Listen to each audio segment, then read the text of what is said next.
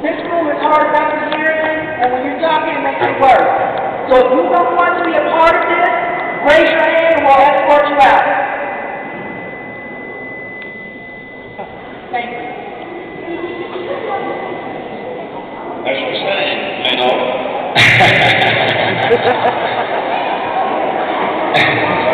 I definitely feel like the environment plays a part, but it's not the end all be all.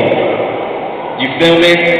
Like we all see success stories that come from the type of environment that we all come from, the ghetto, from the hood, from single parent.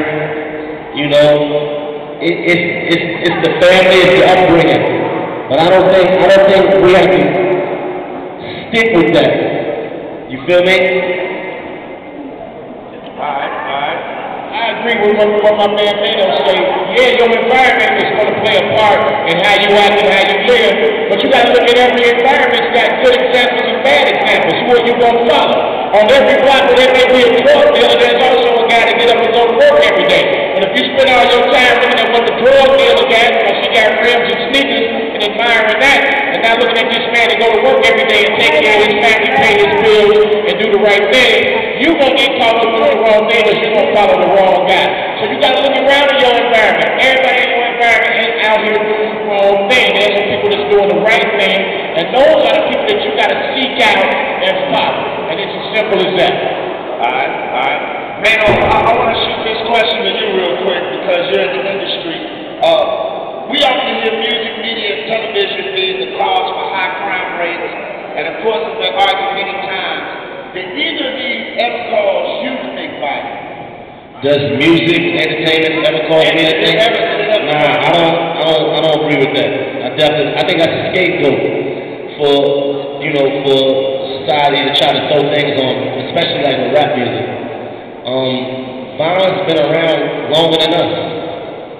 Violence helped build this country. And me, myself, I went to prison when I was very young, spent half my life in prison, and it didn't have anything with music. It didn't have anything to do with movies. It's the people. Yeah, like for me, I let my environment dictate who I was going to be.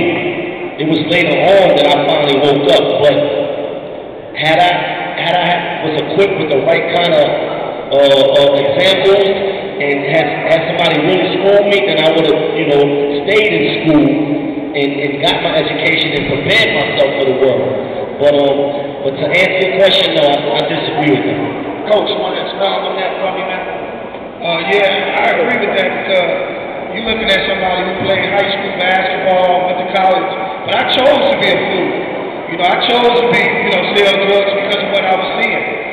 So, I came from a divorced family and all that, but when I was sitting in that cell waiting to go to court and fought my case, I said to myself, this is my fault. It wasn't the music, it wasn't NWA, it wasn't Spice One, it wasn't none of that. It was the choice that I made because I wanted the sneakers, I wanted the rims, and I wanted to play ball at the same time. So it was a choice.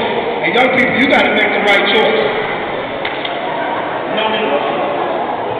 Well, I made the choice because I needed some money. It had nothing to do with no music and none of that.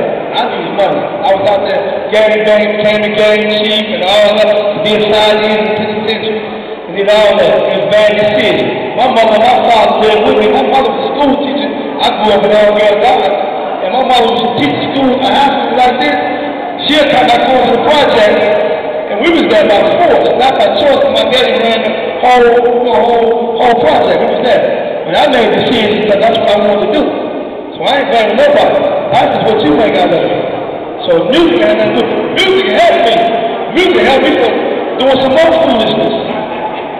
Hey, just real quick, before we go on, I want my man Maino just to talk real quick about a young man around your age, going to jail, spending all the years locked up in the prime of your life, man. A lot of people think that jail thing is something they can do and it ain't no thing. But tell them how it felt like a young man their age gets locked up for years and years.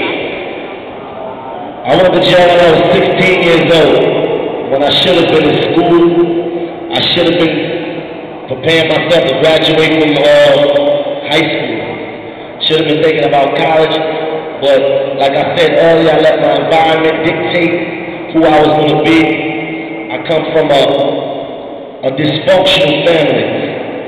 My mother dabbled in drugs, my father was on drugs, so I hit the streets full time and wound up spending 10 years of my life in prison. I didn't rap or none of that before I went to jail. So, I'm saying all this to say that it's not until I woke up that I realized that I wasted half my life. It's not until I was in that cell and I had to face myself that I really realized that I could have been doing something more better with my time and my life. Because we come from a place where we felt like we're not valuable. I didn't value my life. So it was, I put myself in a crazy position. It's now that I changed my life and now that I got a career in music that I can talk to you and tell you, you don't got to do it, but you don't have to learn the way I learned. You don't have to learn the way I learned. Let's go, man. And to add on that, just to put it in perspective for you guys, a lot of y'all can't go for an hour and a half, 2 hours without a TV and a cell phone or some type of communication device. Imagine being behind concrete walls and behind bars for 10 years with no contact to the outside world.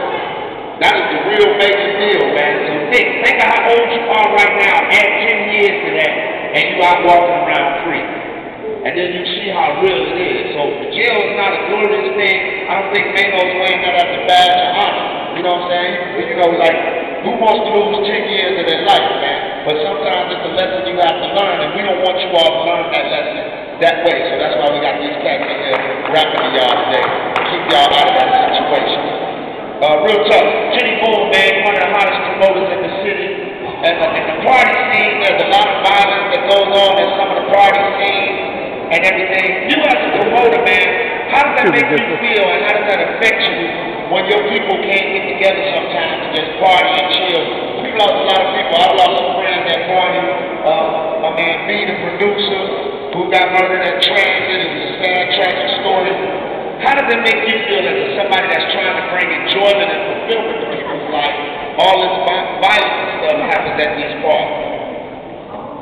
Okay. Well, you touched on something. Back in January, we had a close friend of ours. His name was B, Brian King. You guys know him. He's one of the hospitals in Chicago. And him and one of the top promoters in the city were involved in a situation where someone came in the club, security left them in the side door. They came in and shot my man dead.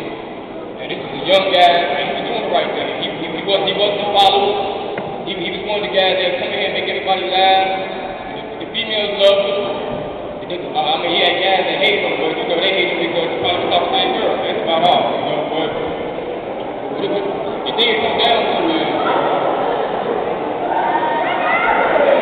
Hey, hold on, y'all. Hey, please, can we respect him while he's talking? I understand you're excited that somebody just walked in, but please respect what's going on up here. Thank you. Kenny, go ahead and take it. The thing it comes down to is, it's violence every day. It's violence every day. But when you go to the club, it's when you come in to relax, people come to have a drink, to relax and chill, meet new people. When you bring that mentality to the club, it is for the cloud over black entertainment in Chicago all together. Because something happens in a black club compared to a white club, they're going to have every news station down there. For us, you can get, somebody can get shot at the club, in a black club, and 257 going to be down there to look over it. Somebody gets shot in a white club, you won't even probably won't hear anything about it. Not trying to make it a racist thing, it's just that we got the eye on us as black people. We're supposed to be a follower or leader. And the guy that came in there and he did that ignorant man when he shot my friend, he probably was a follower. Now that's what I said. Because you can't have your own mind when you do something that sensitive. If you that big and you can't talk it out, you got issues anyway. So, me personally, I'm not a gangster. I done did my time in the penitentiary, I done did all that. But I grew up in a church household. And I chose to be a follower when I was 17 and leave or from up under that cover. And I paid for it. I did 4 years in the penitentiary. 4 years that I can't never get back. You know, so that's just something to look at. That's the main thing. Listen to what they say. Them years you can't get back. Maino went to jail. He was 20 when he was 16. Spent 10 years. He came out when he was 26. He missed his early 20s. All the times he could have been doing stuff to set his life up. He's sitting in jail. So you guys got to think about that. You can't get that time back. How much time we spend in jail, that's time lost. You can never get it back. All right, this is what I want to do. If you have a question for the panel,